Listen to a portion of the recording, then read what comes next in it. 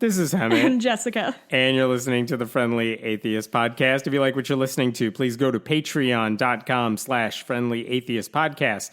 Hey, look, Jessica's back. I'm back. There's two voices now. It's so much better now. And before we start, we have so many people we want to give yes. thank yous to. So I want a quick shout out to some of our latest Patreon donors. Mary M., Mary C., Michael C., John M., Daniel B., David R., Nature Nut, Austin E., Dan M., Miles D., and Homeschooled Nerd. Thank you for your support. Miles Davis is a listener and a patron? Yes. Ugh. We Mr. get them from Davis. all over. I am honored. What's up? How was your trip? Oh, it was so good. I'm very happy to be back, but it was really, really, really, really great. So if you haven't been around, my husband and I and our dog took a 10-day road trip around, mostly in Colorado. So we took the dog rafting on the Colorado River. Rafting is generous. We floated on a thing with beer, and she was great. She's never fucking seen a boat before in her life, and she was great. But anyway, also we went to, we had a meetup with some local listeners. Jasmine, thank you so much again for helping me set that up.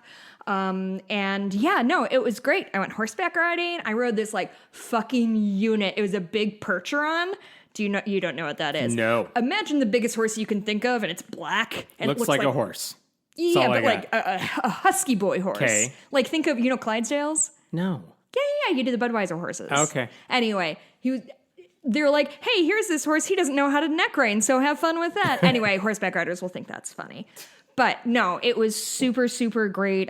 We went through South Dakota on the way back, went to the Badlands. I don't know. It was very good. We talked about moving there constantly. And then when we got into Denver, we couldn't breathe or see anything because of the ash. And we're like, oh, yeah, so the Midwest does have some qualities. I would have loved to see the Rockies. I bet they're gorgeous. But no, I could not quite see them whilst I was there. But it was great. I got to see genuinely 5,000 of our friends all moved to the greater Denver area in the last 5 years. So it was a bunch of people. I was going to say you look tan, but you do not. I do. I mean, for me, yes. I got a lot of sun. I can see you, so anything past transparent counts. Wait till you see my legs. It's nothing. It's all in my arms. But I kind of felt bad at the meetup. It was obviously everybody who came, who I got to meet and hang out with. By the way, there's somebody, a young woman who works in graphic design who was sitting with us, and she said she's going to be at the Chicago meetup. I cannot remember her name. My husband can't remember her name. Can you just DM me so I know your name? But I felt bad because one of my best friends from college was there, and I haven't seen her since college. So I was like, hey, everybody who generously came here to see me, I'm just going to yell with my friend for 25 minutes. You can pet my dog, I guess. Anyway, it was great. It was a great trip. I listened to last week's episode. Thank you. It was good. I thought it was very good. I will take that feedback. Yeah, I was kind of mad because I was like, all right, hey, because all the comments are always like, lose the girl, ditch Jessica. It was better before Jessica was on, which, LOL, time never existed. I leave so many comments on our podcast. But I was fully ready to be see, haters, it fucking sucks without me. I'm like, oh no, it was a really tight show. You got through a lot more news shit. It was you're a very compelling speaker. I get shit done. It was good. We are, speaking of the meetup, yeah. If you are in Chicago, we are doing a meetup on Saturday, August 28th. It's at 5 o'clock Chicago time at a place called... It's called Fat Cat. It's in Uptown. If you really like Ethiopian food, Demara's right across the street from it. It's the fucking best. It's by the Lawrence stop. It's my favorite bar. I'm very excited to see everybody, especially since I just had a pretty fun meetup in Colorado. Sweet. Hope to see you there. All right, let's talk about Pat Robertson. Because... How old is this Pat Robertson gentleman? That is a great question that involves everything I'm about to talk about. Oh, really? Because I was just thinking, how long do we have to keep listening? Is he going to retire soon? Well, no. He wants to spend time with his... Definitely a gigantic family if he's Catholic. Yes. Okay. He's not Catholic. Not Catholic, but he does have a ginormous family. Oh, who's the Catholic one? All of the Pope. The Pope is who you're thinking of. Who did you say? I said Pat Robertson. Pat Robertson. I'm thinking of... I have no idea who you're thinking of. The Catholic one. Yeah, sure. So anyway, while you were finding that out, so Pat Robertson is 91 years old. He talks... He's 91? He's 91. That is a fair reaction because he comes across as a guy who's just old, but seems mentally the same as always and says the same like crazy shit as always, but like not crazier because he's older. He sounds the same as he's always sounded, but he's 91.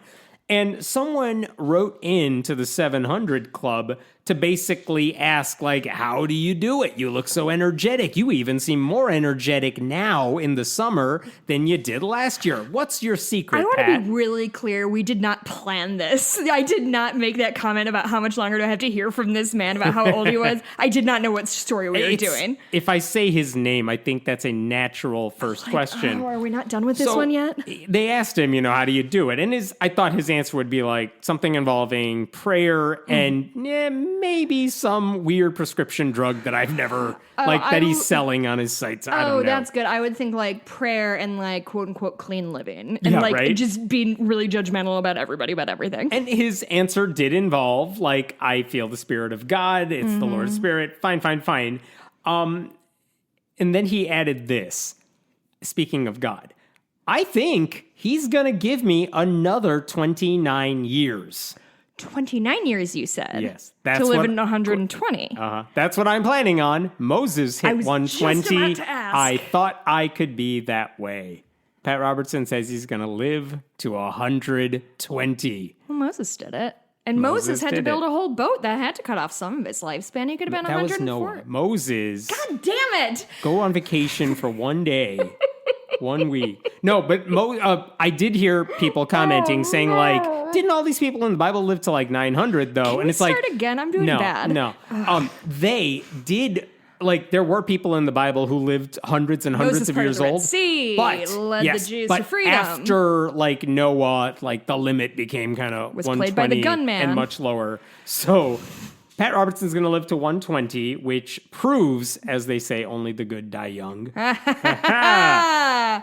But it also, like, I've been watching the 700 Club forever for content.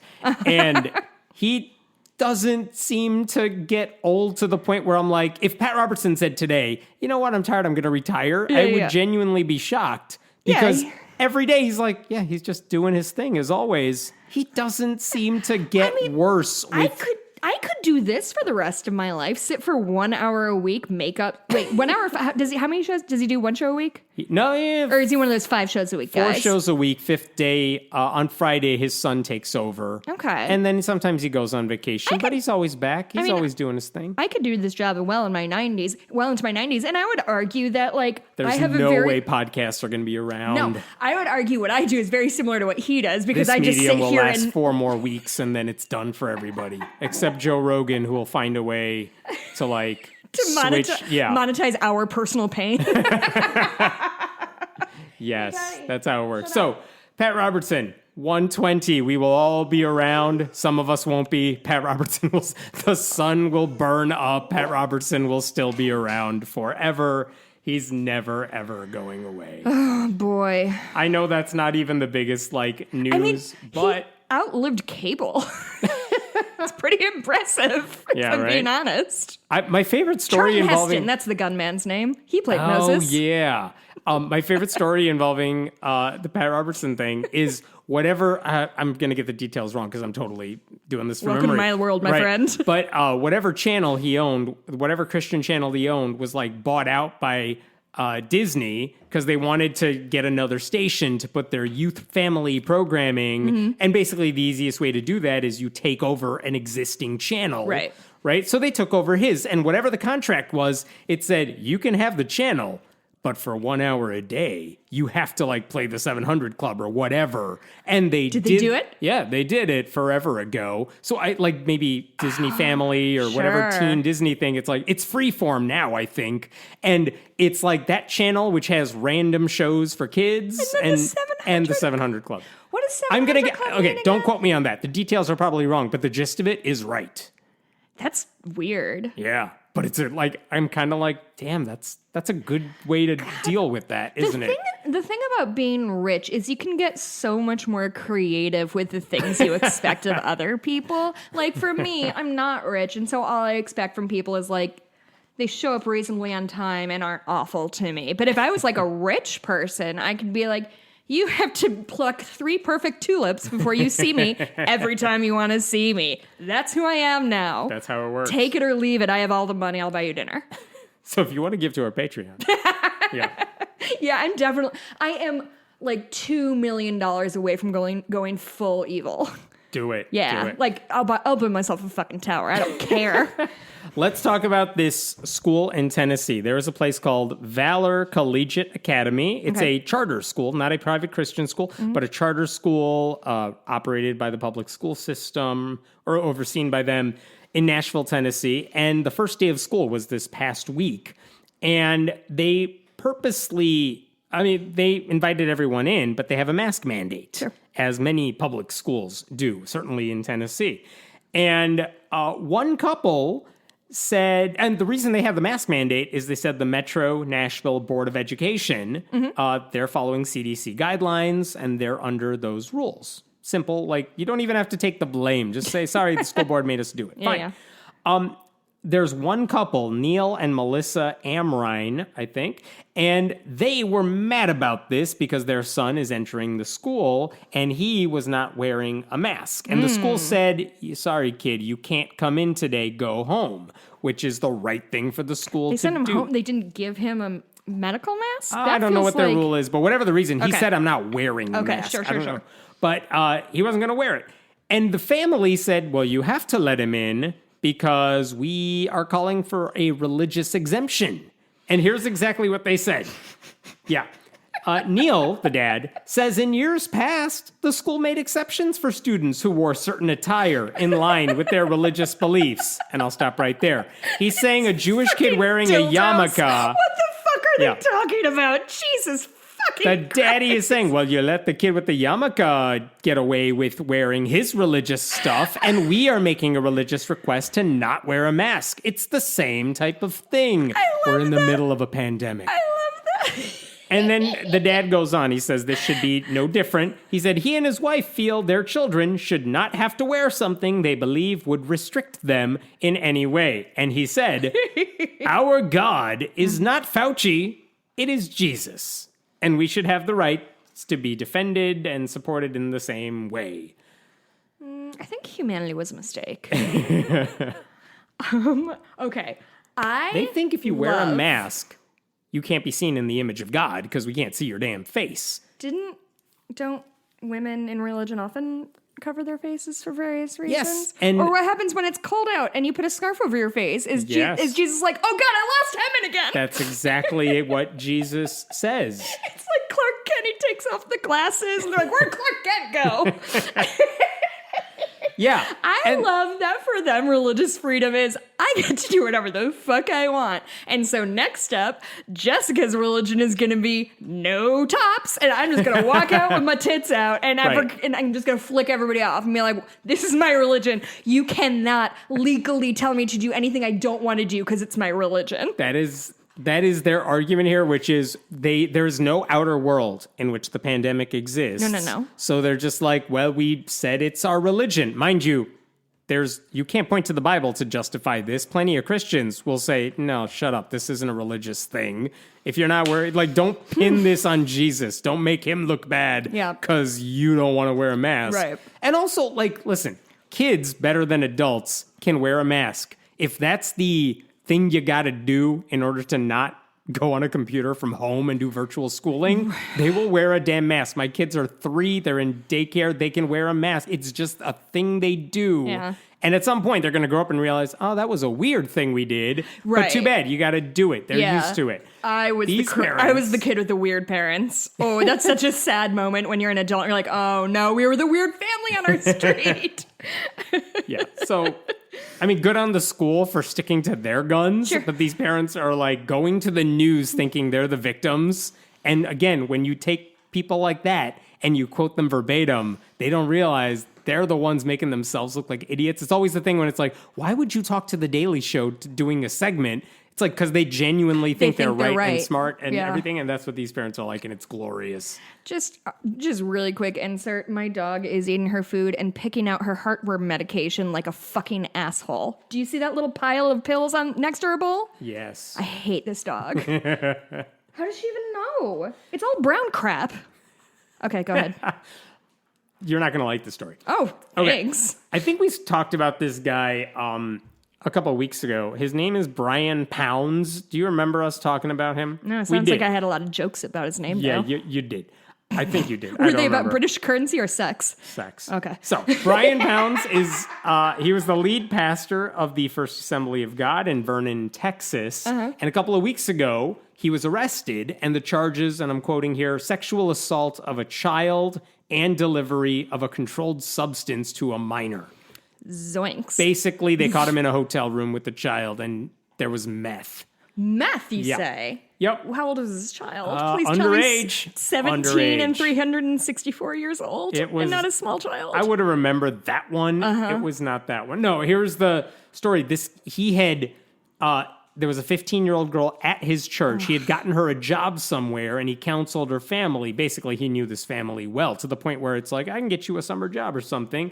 And through that connection, he ended up meeting her privately multiple times to rape her. Apparently, one of those times he also placed his hands on her neck and choked her. I don't know if that was a sexual thing for him or what, but she said, he's choking me in the affidavit. He also gave her meth. So this guy got arrested a couple of weeks ago. I believe we talked about this when it happened, but he's in jail right now awaiting the trial, awaiting the sentences. I must have blacked it out because that does not sound familiar. Maybe we didn't. I could be wrong. But that is what happened. So he's in jail right now. So get this. This is why I'm talking about this week. This guy is on the phone from jail to his wife, which is not a weird thing. You can have your phone call. While he is talking, he says, oh man, if there are these other charges against that other girl, I'm a dead man. Jesus and Christ, And you guys. his wife says, I know. And the law enforcement officials are clearly listening to this call, and they're like, another girl? And then the guy, they figure out her name. I don't know if he said it and just, blurted it out. I don't know if he's like, oh, no, if they find Jessica, I'm in big trouble now. And these police are like, Jessica. So they basically find this woman who is now, how old is she, 23 or something? Something like that.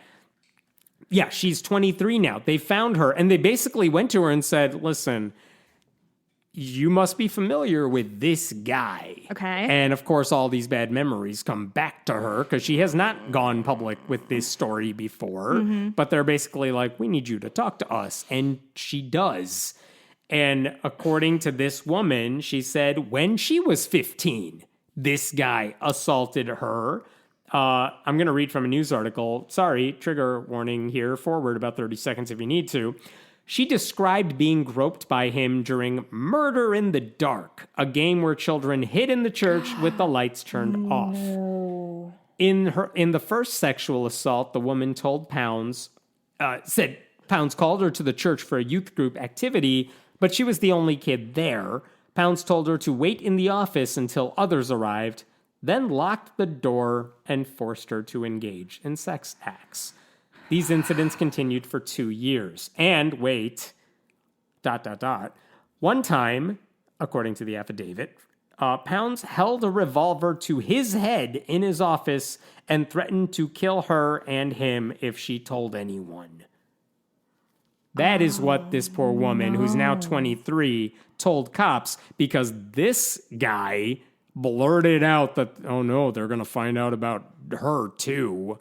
And now, by the way, he now faces 3 additional charges of sexual assault of a child. I was really worried it would be out of the, what's the thing when you can't charge anymore? Double jeopardy or No. statute of limitations or something. It's not that long ago, so good. it's like, okay. I always thought sexual assault charges were 4 months and the statute of limitation expires. By the way, remember this guy, for those who, if we talked about him before, this is a guy who, as recently as last year, there was a YouTube channel under him where he's posting videos, and one of them is from a class he was in for Liberty University online, where he talks about how he's a graduate of Liberty. They have 4 kids, the oldest of whom is 15. Name's Liberty. Is 15. The same age as his victims were. No. know. I will say this about Liberty University. They know their brand, you know? It's important. The church removed him from their website and they shut down a lot of their social media. But as far as I could tell, and I did look for this, there is like no mention. They want to, I get we want to shut down social media, but there is no placeholder that says, listen, we did not know this. None of this is all news to us. Everything's just 404 broken links. Yeah, all the way down the line. They just want to pretend this guy didn't exist. It is disturbing. That is troubling, and he has a 15-year-old daughter. Yeah. What a fucking monster, you know? Yeah. Yeah. Speaking of, an 8-year-old boy in Pakistan this week was charged with blasphemy. Was it this week? It's in the news this week. It happened recently. Blasphemy. An 8-year-old. 8-year-old. What did he do? Apparently, he's a Hindu boy in Pakistan, in the minority. But apparently, according to an article about this story, he apparently was inside a madrasa, a library, a school of sorts, and he peed on the carpet, whether it was unintentionally or intentionally. But peeing on a carpet in a Muslim library is near holy books. And basically, they charged this kid with blasphemy, which, if you've connected the dots already, that is a penalty in Pakistan, which could lead to the death penalty. Yeah, that's what I was afraid of. Obviously, tons of people are like, come on, we can't do that. Right. The boy's family, they're currently, I should say, the police, for his safety, took custody of him and are keeping him in some unidentified location. Who levies that charge? Is it from the government or is it from the church? I should say Prime Minister Imran Khan, who has plenty of problems, he did not call for the abolishment of the blasphemy laws. Sure, but here, one thing to point out, I don't remember what he said about the boy himself, but after that happened, Muslim extremists retaliated by vandalizing a Hindu temple. And Imran Khan condemned the vandalism and told the Hindus that he would help restore their temple with the government. But that's a far cry from, hey, well, what about this 8-year-old kid who was charged with blasphemy? An 8-year-old pissing his pants is going to start a civil war in Pakistan. I mean, there are Hindus who are now currently being targeted in Pakistan, which is a consequence. When one member of a minority party gets in trouble for something, everyone's in trouble. Yeah. It's a kid. He's being held in police custody for protection reasons. I have no reason to doubt that. But also, what the hell? Why do you have a blasphemy law? I mean, this is a logical consequence of their stupid law. Well, I mean, doesn't this feel like 5 years ago, this was an example we would use for like slippery slope arguments of like, oh, you keep these laws on the books. What are you going to charge an 8-year-old with blasphemy and put him to death? And they charge atheist bloggers or even bloggers who are perceived as atheists or even people who said something that was perceived as a slight against Islam. I mean, all of this has happened in that area. Right. And again, there is a solution. Stop making blasphemy a crime and change that culture in that specific capacity. That's not something that happens overnight. But again, unless more people are speaking out locally against this, and I'm talking like Islamic leaders who are like, we don't care what the kid did. He's a kid. Right. That is not the same for, that's even, I don't want to even defend blasphemy, but saying this kid doesn't know what he's doing. No. He's a kid. Stop it. Well, what's interesting about this, one of many things that's interesting about this story is most a lot of countries have an age that, like, if you are younger than this, you can't be charged with any crime because we've decided you are not capable of doing something on purpose that would constitute a crime. So and it's different from state to state. Some places it's like really young, it's like 11 or 12, but like most places it's a little bit older, I think, especially in Europe. So at some point you got to reach like some age of reason, whatever that is. Right, but I mean, like 8 ain't it. Right. But so I'm really interested to know, like, when we say he's been charged with blasphemy, like charged by the local mosque? So this is where it gets, it's a good question. And this is one of the things I try to do, and it's really hard when it's in another country where the laws are looser and stuff. Like, you can't just grab a copy of a warrant. Right. You can't just find the affidavit. It's not ever that simple. Right. And it's like, I don't know all the details. I'm relying off of whatever the best, most reliable newspapers I can find about it is. But sometimes even those papers are relying on not necessarily firsthand information. So it's hard to figure out every detail. And like, who's really upset about this, that they tattled on him, Right. that they got this kid in trouble, that Sure. someone, prosecutor is going after this. Like, who's doing all that? There's a chain of people who made a lot of bad decisions. And I don't know all those answers. Maybe they exist and I didn't find them, but like, yeah, it's just insane. And unless more people speak out against it, which is a scary thing to do on its own, but it's not going to change unless they do it. Right. Oh, All right, boy. let's go to some slightly better news for a second. This is from Religion News Service, from their journalist Yonat Shimron. Basically, she highlighted a couple of surveys that have come out recently and tried to draw a conclusion from them. And here's what one of the surveys says. This is from the Public Religion Research Institute. The percentage of white evangelicals has gone from 23% of the country in 2006 to 14.5% today. So roughly a 10-point drop, almost. That's a huge drop in white evangelicals. Which I would argue is good for our culture and world. I don't disagree. Yeah, so that's been happening since 2006. There's this trend downward of white evangelicals. Then she points to another survey, also from PRRI, which covers same-sex marriage. And that survey found that if you look at white evangelicals who are 50 or older, about a third of them, 34%, are fine with same-sex marriage. Only a third of people 50 and older who are white evangelical. But if you look at younger white evangelicals, and by young, we will define that as under 50, it's not a third. It's 51%. It's a majority. I was so afraid that number was going to go down. No, like, even white evangelicals, the Yeah. point is, like, even they're like, same-sex marriage, like, really? Is that we're fine with it. Right.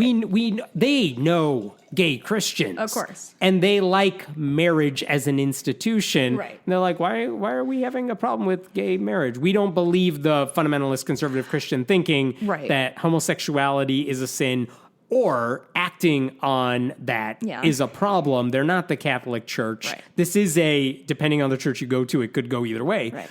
Well, and also, we're 5 years out from, the marriage legalization from the Supreme Court, and, like, it's not new anymore. It's not novel. And it's the just sky sort of did not fall, contrary to what a bunch of older white evangelicals said would happen. And so this is the point she's trying to make here, saying, if you look at those surveys, which show the trends going in these directions, and anecdotally you talk to white evangelicals, younger ones who are like, I don't go to church anymore. Or they're still Christian. They still believe all the tenets of evangelical Christianity. But they're like, I don't go to this church or that church. And it's like, why? What was the tipping point for you? And it was that issue. And so that's kind of the point she was making in her article, which is that it's the bigotry against same-sex marriage and LGBTQ people in general that may have been the biggest reason a lot of these white evangelicals, younger ones especially, are no longer they're not proud of that label. They may be Christian, they may be believers, they may be nuns, but they believe in Christ and everything, but they don't like the evangelical label. And the reason is they just don't want to be associated with the bigots, which... Because when we think of evangelical Christians, that's what we think of. We think of it's like right at this point, it's synonymous with pro-Trump voters, which is synonymous with horribly racist. Like, I don't know, I've said this before, but like when it comes to same-sex marriage, it's probably the easiest moral question of our generation, of our time. And white evangelicals and the Catholic Church and plenty of other religious institutions just butchered it. Well, and it's because it's not only the easiest, but it's also like, it's going to affect you signing it the least. Like, if you are a person who's anti-gay, you're not going to all of a sudden get invited to a bunch of gay weddings or, like, have to go to Pride. Like, you will not notice a difference, I guarantee you. And if these religious institutions that say, if you want to be a good person, you got to accept what we're selling you here, and for them to screw up the easy questions, it's like, why should I trust you on the actual difficult ones? Yep. Now, here's a question I had about all this. Okay, I like that those young white evangelicals may have left the church driven by that bigotry. So then my question is, what the hell kept them in those churches for that long?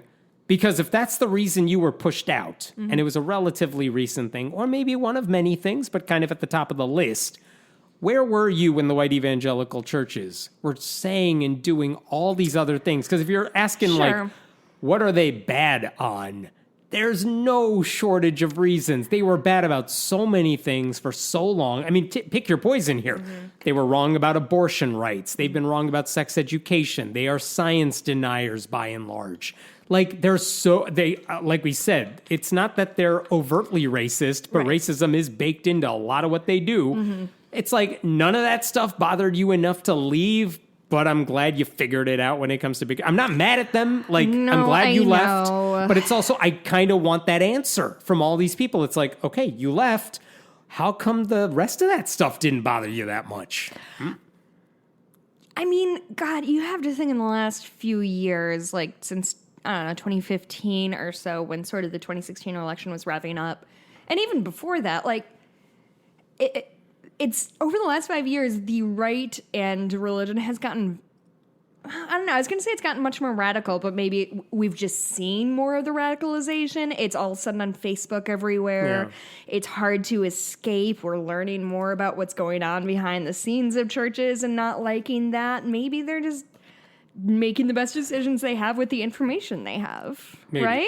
I do feel the same sort of cynicism where I'm like, I'm glad you made the right decision, but where the fuck were you all these years? I mean, every time all those Republican, the never Trumpers are like, I was for the Republican Party, but then Donald Trump came along. It's like, dude, it wasn't a good party before Trump either. What the hell took you so long? I'm cynical. You're a pessimist.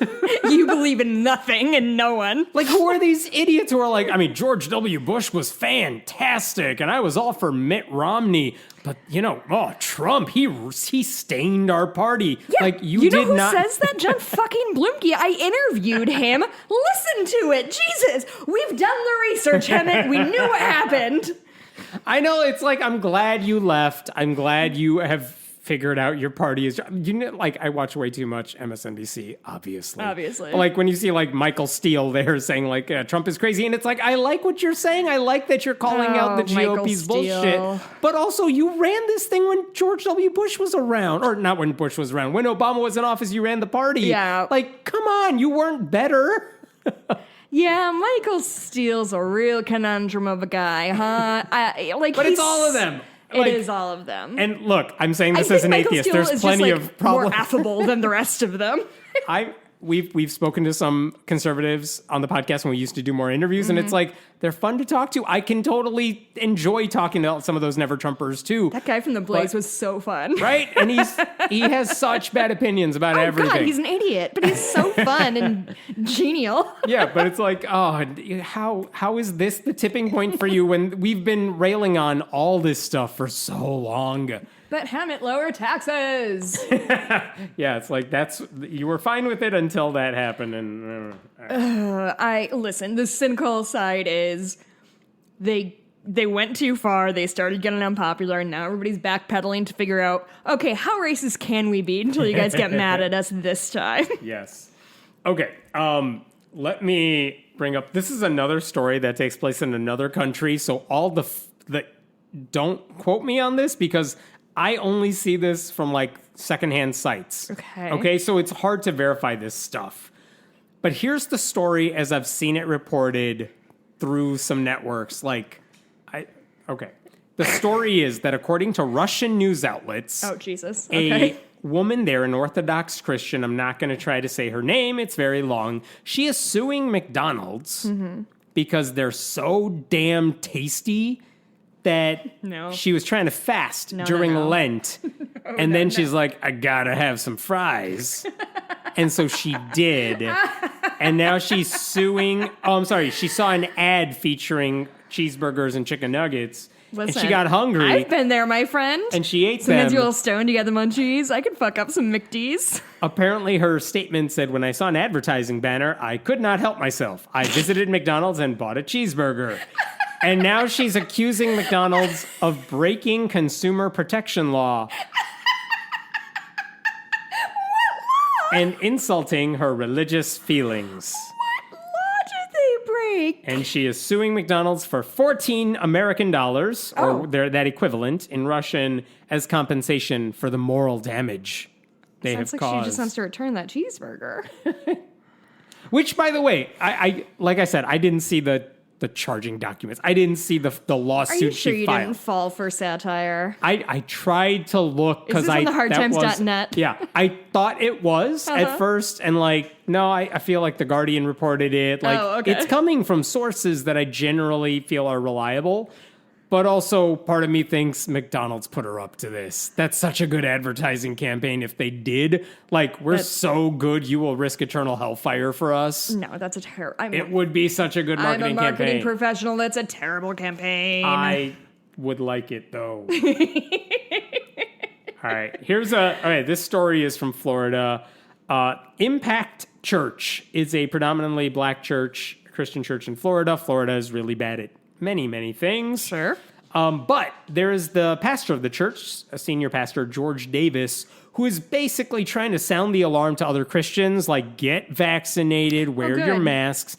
And the reason he's really good about this today is because this particular church, over the course of 10 days, lost 6 members to COVID. Died? Yes. 4 of them were under 35.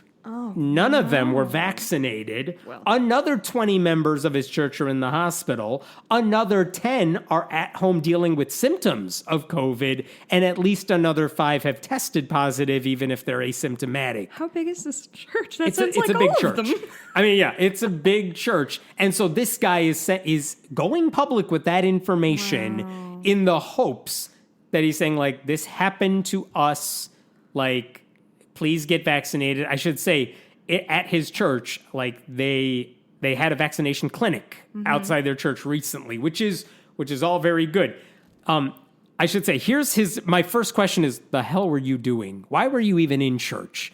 Is that where these people, was it a super spreader event at your church? How did they catch all this? And here's how he said it. During church services, this pastor said, we require masks. The auditorium is thoroughly cleaned between services. We practice social distancing and offer hand sanitizers. That was him saying, look, we've taken precautions and this still happened to us. And still, part of me is why are you back when you don't have to be? You could be, you could give sermons over Facebook. You could record it, put it on YouTube. But no, you said, and by the way, he said, we require masks. Okay, fine. I'll take your word on that. We practice social distancing. I don't buy that. No. Because have you been to church? Yeah. There's no way. It's the same at school. You could say we're social distancing, but you can't. Right. Everyone's going to want to hang out with each other and talk to each other. Right. And hand sanitizer is, okay, fine. Bare minimum a year ago. Yeah, okay. Am I wrong? But why does everybody still wipe everything down? I thought we decided that COVID couldn't be Yeah, it's passed. they don't realize it's a respiratory illness that is spread that way, and you can't cleanse people's throats that. So cleaning the seat is nice, but it's not the main thing that's the problem still, here. Target, they'll wipe down the register for self-checkout between everybody, and every time I'm did I miss something? I thought we all figured out, yes, washing your hands is good, but you're not going to pick it up from surfaces. A totally unrelated story, which is that my son, who's 3, got sick, cough. And then I got the cough, and it spread. I'm I haven't had a cough for over a year because we haven't seen it, people. We haven't gone out much. But it's all right, you know what? If they want to go overboard with the cleansing, I do not care. If it's security theater, I don't care. That's fine. In Florida, do whatever the hell you want. Yeah. Pretend you are cleaning. Just give that impression because maybe people will take the hint. But also, how did all these people get COVID? A lot of them had to be unvaccinated for this many people to get affected. I mean, this is the question I want to ask this pastor because he's doing the right stuff now. But I kind of want to ask him, you had to know that a bunch of your congregation members were not vaccinated. What were you saying and doing to get them vaccinated? And I almost want to, this is not a joke. It feels like a joke. What does the body count have to be for these Republican governors or some of these pastors to take COVID seriously. 616,000 today is not enough. Apparently. So it's like, how many did you have to have 6 members of your church die before you came to your senses about this? Because this is not a new problem. Yeah. I'm glad you did. Right. Same as the Republicans from the last story. Right. It's like, I'm glad you came to your senses. What the hell took so long? Unfortunately, I think it is going to take a rash of children dying before anybody does anything. No, it won't. I like that sentiment. No one cares about Sandy kids. Hook. Sandy Hook. They don't care about children either. Yeah. And like this guy could easily say, you know what? At my church, since we run it and no one gets to tell us how to run it, you're not entering the building until we've seen your vaccination card. Yeah, would it piss off a lot of conservatives in your church? Yeah, probably. Who cares? Yeah. Like, you could totally make up your own rules here and say, don't come unless you're vaccinated. Show me your card. Honestly, don't come. We're just not going to have service in Florida right now because it's a bad state to do this in-person gathering. I mean, again, I'm glad he's doing the minimum now. He could have been doing it a lot sooner. Doesn't mean I'm like mad at him for doing it, but it's hard. He's sounding the alarm. Listen, Hammett, there's a lot of anger to go around. Don't worry. You're not wasting any on this gentleman. There's plenty to be had. Let's talk about Mississippi. Mississippi. They are not doing well as a state. Prentiss County, Mississippi, there's a group of Christians who decided last year, in the midst of the pandemic, let's raise money. Let's do something good with it. They didn't know how much they were going to raise. They raised $240,000. Jesus Christ. And they used it to help a children's ward in a hospital for people with COVID. Hey. I'm totally making that up. They did not do that with the money. Guess what they did with the money? They built a statue of Jesus. Close. Oh, how close? They built a giant cross. That is actually very close. Good job, Jessica. I don't know how much of that $240,000 went to that cross, but they built a cross. It's 120 feet tall. 64 feet wide. Yep. It's legal as far as I can tell. It's a nonprofit group. They raise the money legally. It's on not government property, so fine. But also, like, why? What is the point? I don't know. And I have so many questions about this cross now. It's so funny when Christians are like, we do so much community service. It's like, sir, you maintain a concrete cross. That's not really helping my community. Like, somewhere along the line, some of these people raising the money had to think, you know what Mississippi doesn't have enough of? Money. Jesus. Oh. And they're deciding to put up a cross with it. That's so terrible. I ask this every time I see one of those crosses on a highway somewhere, but it's like, how seriously do you take the faith of someone who is driving down the road, sees a cross, and thinks everything I ever knew was wrong? I mean, if they got one person to do that, it'd all be worth it, you know? I'm going to scroll down here. Okay. This is from Mike Rosier, who's the businessman who's kind of spearheaded all this. This is his quote to a local paper. I've had a lot of people ask me by the way, this is not cross number 1 in Mississippi that he's done. It's number 7. Do they all cost $200K? I don't know.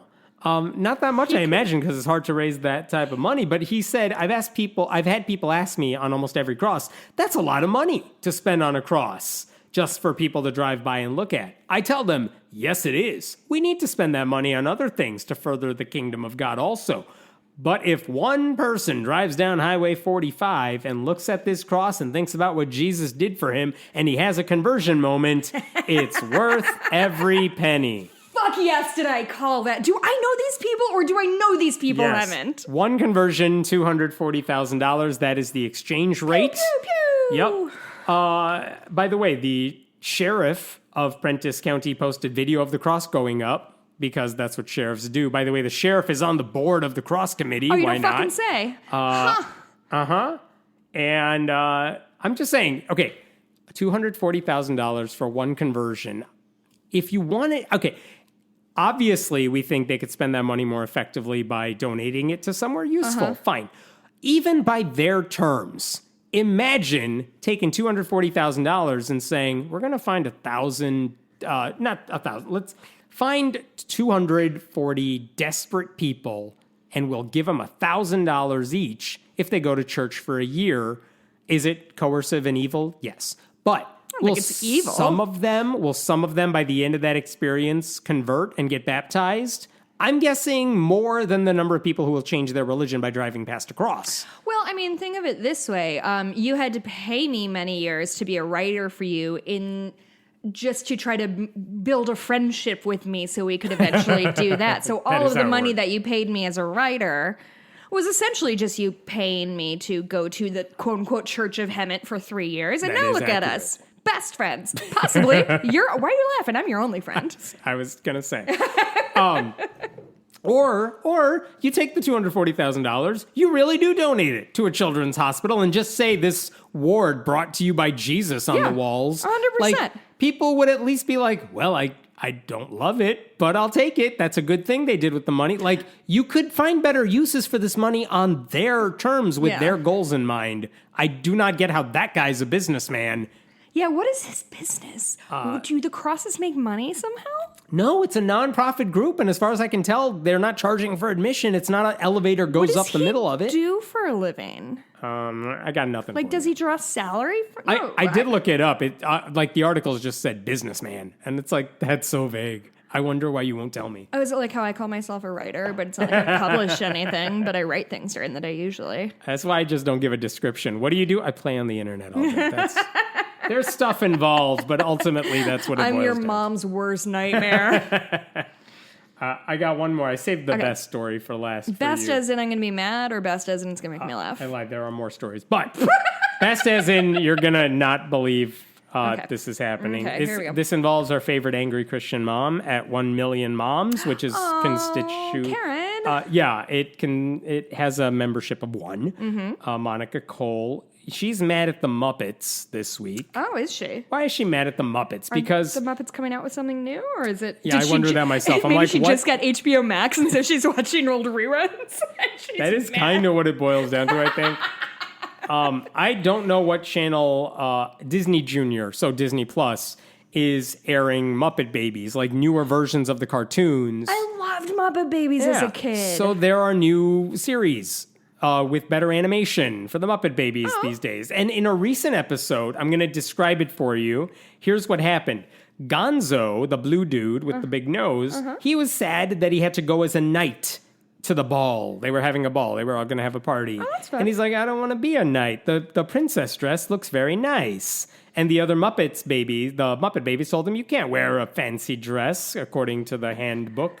I just Googled the Muppets and a picture of Gonzo. There you go. Hold on to that picture. So Gonzo's like, I wish I could wear a dress. There's a rat character on the show who I guess is the fairy rat. Rizzo the father. rat? I don't know if it was Rizzo or someone else, but rats are the rat. rat father said, all right, I'll give you your wish. You can wear the dress. So Gonzo wears the dress. He looks fantastic. His name is now Gonzarella. Oh. He goes to the ball. No one knows it's Gonzo, which is weird because it's like a random dude putting a fake mustache on and no one knows who it is. He does have some insane lashes happening, but unfortunately that nose is not going to be covered. And eventually everyone...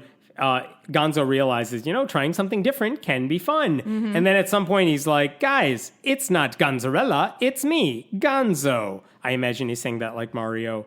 And they're all it's like... me, a Gonzo. Yeah, and Miss Piggy's like, why didn't you just tell us? And Gonzo's like, I want to be me. You all expected me to look a certain way. And Miss Piggy says, it wasn't very nice of us to tell you what to wear to our ball. Aww. That's the episode. So why That's really is Monica cute. Cole mad at Gonzo? You know why. Because she's never seen some like a hot, and she assumes no man has ever worn a dress except for like fucking Bugs Bunny. Here's from her petition. This is outrageous that Disney Junior is normalizing gender dysphoria to young children. At least she knows the term gender dysphoria. Except, yeah. I mean, also, to be clear, this is not what that is, yeah, but like it's the real word. It's bad enough if Gonzo's like, I'm trans and I'm doing this, but that's not even what's happening here. He's just like, but that dress is pretty and I want to wear it, so he did. Yeah, kids are fucking lunatics. That's not gender on. dysphoria. That's like, that dress is pretty. That's it. Yeah. So Gonzo's a boy. Gonzo wanted to wear a dress. That's not gender dysphoria. Okay.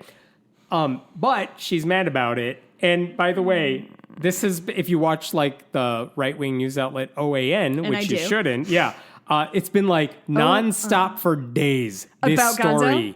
This is the only thing going on in the world right now. It's Gonzo wearing a dress. So fun. It's genuinely been pretty fun. Like, say what you will about Joe Biden as president, but he hasn't given the right much to yell about. And he did wear a tan suit last week. They are grasping at straws. He did wear a tan suit. I noticed that. OAN Chiron at the bottom of the screen said, Muppet Babies promotes trans ideology. That's a real thing that happened. I mean, it doesn't, though. It's not even trans ideology. That's more just like, put on the clothes that you feel comfortable in, right? Right. All right. Here's another one that's going to piss you off. Okay. We've talked about this guy, Jesse Lee Peterson. He is a black conservative Christian radio host. YouTube airs his, he's on YouTube. His channel is on YouTube and a bunch of other conservative outlets as well. The reason he was talking about this issue is like this earlier this week, CNN has a new show where one of their anchors, Dana Bash, talks to celebrities, politicians, whatever. She talked to Alexandria Ocasio-Cortez, and they were talking about what happened on the day of the insurrection. And one of the things AOC said, I'm going to quote what she said, I think one of the reasons why the impact was doubled for her on that day is because of the misogyny and the racism that is so deeply rooted and animated that attack on the Capitol, because white supremacy and patriarchy are very linked in a lot of ways. There's a lot of sexualizing of that violence, and I didn't think that I was just going to be killed. I thought other things were going to happen to me as well. And at some point, Bash said, so you thought you were going to be raped? And AOC says, yeah, I thought I was. Yeah. Okay, that is part of the segment that aired on CNN. So what is Jesse Lee Peterson saying about that clip? He says, first, there's a rumor. Like she wanted... Hold that thought for a second. Okay. There's a rumor that AOC wasn't actually in the Capitol, despite saying, I was scared for my life. And these right-wing sites are like, she wasn't even at the Capitol. She never said she was in the building with the dome we think of as the Capitol. She was in her office, which is adjacent to the Capitol, which is like where all the Congress people are. And yes, she was there. And was also on lockdown, right? Say that again? That was also on lockdown during there were people in those offices who were scared for legitimate reasons. Yeah. And she never claimed otherwise. Under the dome next to a statue of West Virginia or whatever. So anyway, Jesse Lee Peterson says, it was reported that she wasn't even at the building, but she thought she was going to be raped. Is that wishful thinking or what? Maybe she wishes she was at the building so she could possibly get raped. And then as a caveat, he adds, maybe, I don't know. I mean, that's crazy, unquote. That's a thing that was said. His channel's on YouTube. Jesus fucking Christ. This is why we shouldn't let men on television. They have no idea how to conduct themselves with decorum. They're too emotional for this. They don't... I was listening to the sentence he said right after all that, and it was, there's a battle between good and evil right now. AOC's on the side of evil. After he said that thing... Be raped? He didn't say more. He left it to his listeners to fill in the blanks, I felt.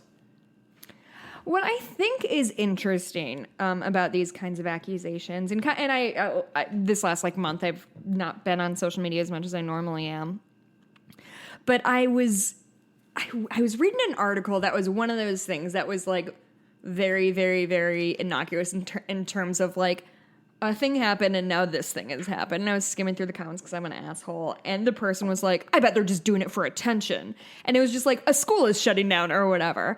And that is a thing that I can't help but notice time and time again. It's usually women who accuse men of impropriety of whatever kind that people say, oh, she wants to do it for attention. And I'm not saying that there aren't people around who would relish in being in the media spotlight as a part of a scandal. But I'm telling you right fucking now, most people don't, because it's a goddamn nightmare. It is having people question your motives, say that you wanted to be attacked or whatever. This idea that women are so starved for attention when all we get is attention in public. I can't fucking walk down this street without getting a weird leer from a dude. That is the world most women live in. I have plenty of attention. I thank you very much. Again, that's not to say there aren't people who really thrive on attention in an unhealthy way. But why would she want to be raped. What? Why? I think Jesse Lee Peterson thinks because does he think she's does he think AOC can't get laid on yes. her own? And she's I'm taking that from wicked hot. He and played so a little fucking smart. He played a montage right before he got into that segment that showed like the least attractive poses that are screenshots of stuff. Oh, love that. And then it's like with little captions that are awful. So that's what he played before saying maybe she wanted it. Yeah. Listen.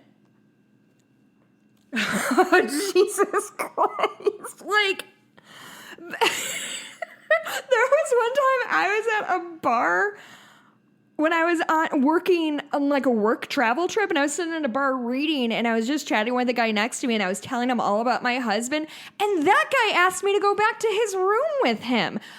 Women can generally get laid if that's what they are in the mood for or looking for. Not everybody, of course, not everybody wants to, etc., etc. AOC can get laid if she needs to, Jesse. And she does not want somebody's unwashed dick painted in a Confederate flag up her. Like, what the fuck is he talking about? Jesus fucking Christ. Like, what?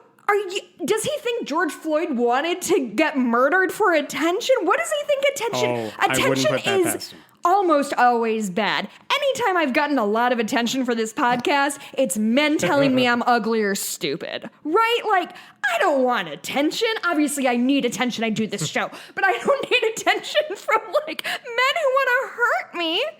That's not how that works, Jesse. Earlier this week and a couple weeks ago, he also claimed it was generally a, quote, big mistake to educate women. Same dude, just FYI. So why are we listening to this guy? Why? Because his audience is larger than you would think, and YouTube still allows his show to be up there. It doesn't seem to violate any of their hate speech platform stuff. Oh, God, don't get me fucking started on social media hate speech. Do you know how many times I've gotten well, it's only 2. It's not that many times. But I've gotten banned for saying something like, men are terrible, or this man did a terrible thing. And I get banned, and then a guy's like, well, I hope that fucking cunt dies. And Facebook is like, A-okay. Do you want us to censor the you and cunt? Because we really don't want to offend anybody. But other than that, I feel great about this. Oh, it's her phone number and address? Yeah, no notes from us. Go ahead, please. Wait, somebody's being mean to a white lady and calling her Karen? Black? Those dumb motherfuckers. God, white people are nightmares. I keep telling you all the time. I'm aware. All right, one last story. It's like, you know how we're talking about how evangelicals are embarrassed of being called evangelicals, so they're leaving it? That's how I'm feeling about being a white person. Like, yeah, I was raised white, but, like, I'm not practicing white. I just came up with that. That was very funny of me. I'm going to write that down before this is published. You go ahead and do that. I'll give you some background on your stand-up career is resurrected. 2015, we've talked a lot about conversion therapy / conversion torture. It's usually thought of as like an evangelical conservative Christian thing, and maybe like some of these extremist groups. This story involves a Jewish group, ostensibly Jewish group. And in 2015, there was a group called Jews Offering New Alternatives for Healing, Jonah. And in 2015, a judge in New Jersey said they are guilty of consumer fraud. Because this is not a religious thing. This wasn't being shut down because you're doing something horrible. Nice. It's not that you're in trouble for being religious or acting on your faith. It's that you're lying to people. And what he said is you're selling conversion therapy for more than $10,000, essentially saying we can turn gay people straight. Sure. And what are you doing? You're saying to clients they have a mental disorder that could be cured, which is defrauding the public. It said Jonah, this group, lied because they said they had a high success rate, but the reality is they never tracked their clients' outcomes. Did they ever give a percentage of their success rate, or did they just say, quote, unquote, high? I think they said, quote, unquote, high. Okay. But basically, they're lying to people about the very thing they are selling them, which goes beyond, like a judge can rule on that. Like with Jim, it happened to Jim Baker. I see. When Jim Baker's saying Jim Baker, is he the Catholic one? No, he's also evangelical-ish. When Jim Baker said, I'm selling this a silver solution and it's going to cure your COVID, or his guest said that and he didn't stop him, they could go after him and say, stop it. You're defrauding people. You have to pay your money back for that. And then some, whatever. They can do that. That has nothing to do with the fact that he's running a ministry or anything like that. So this judge said, you are frauding people. I can shut you down, basically. But here's what happened. They did not shut down. This group called Jonah rebranded as the Jewish Institute for Global Awareness. JIFGA is the way they shortened it. JIFGA? But they... JIG? FGA. Jewish Institute for Global Nobody Awareness. Uses the four. Yeah. And they continued promoting global conversion therapy, but this time it even got worse. They said they had their clients take their clothes off in front of each other, and I'm quoting here, pummeling effigies of their mothers as part of a program that promised it could eliminate same-sex attraction. Oh, so the way to be a straight man is to hate your mother. Yes. That tracks. And be naked with the other men and punch your voodoo mom or something like that. But anyway, the point is, this group wasn't listening to the court order that said they got to shut down. You can't just start it up again under a new name. That's like you got banned from Twitter, so you open up like a fake account with a mustache on your face. You can't do it either.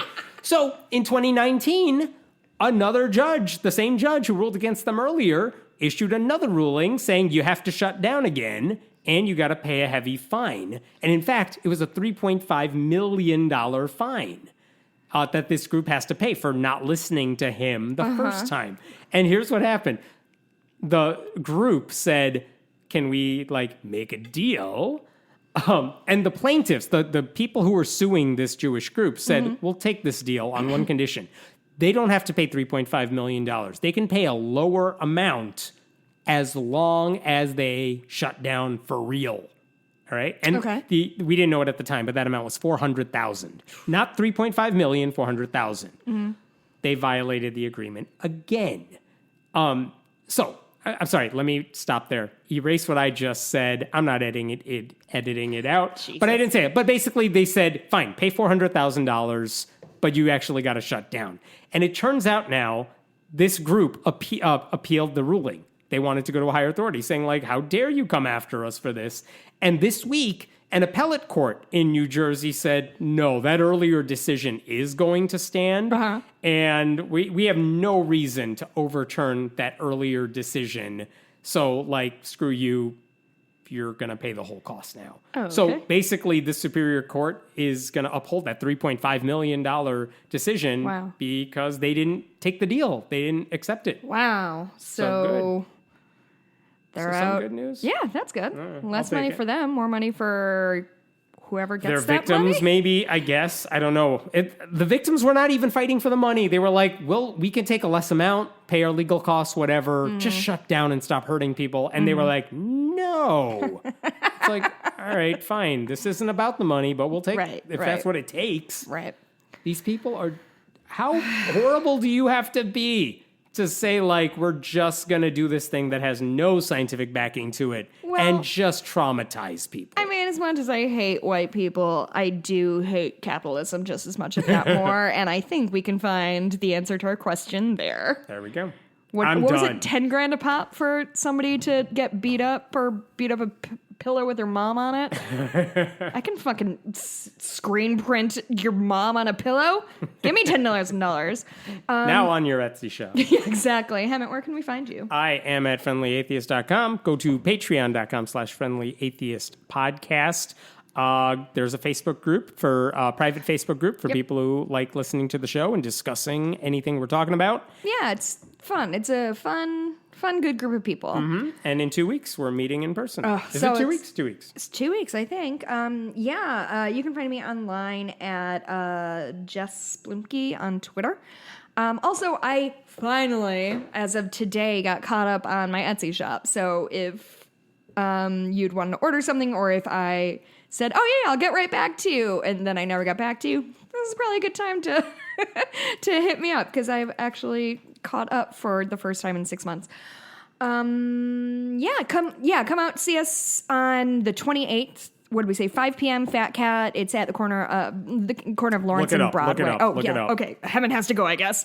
I'm just saying it's easier for you if you look it up. Fat Cat Chicago. Fat Cat Chicago. I think there's only the one in Uptown. Cool. Yeah, and we will hopefully see y'all there. See you next week too. Goodbye. Bye.